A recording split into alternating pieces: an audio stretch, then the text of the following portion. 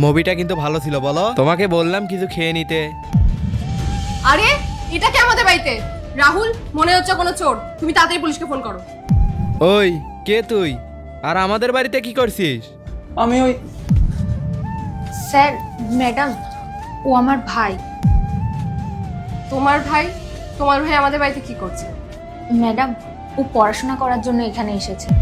আসলে আমাদের গ্রামে না কারেন্টের খুব সমস্যা, একদম কারেন্ট থাকে না, সেই জন্য ঠিকমতো পড়াশোনাও করতে পারে না।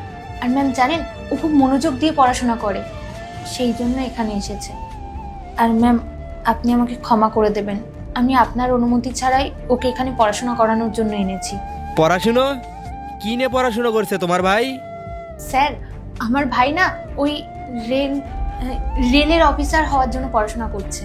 কি, তোমার ভাই ঋণের অফিসার হওয়ার জন্য পড়াশোনা করছে? তো কি হয়েছে রাহুল, এরকম ভাবে বলছো কেন? হ্যাঁ সরি।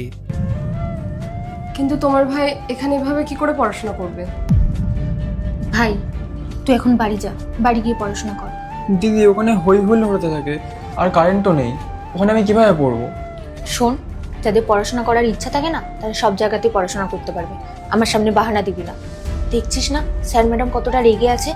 তুই এখন বাড়ি যা, আমি কাজ করে তারপর বাড়ি যাচ্ছি। যা।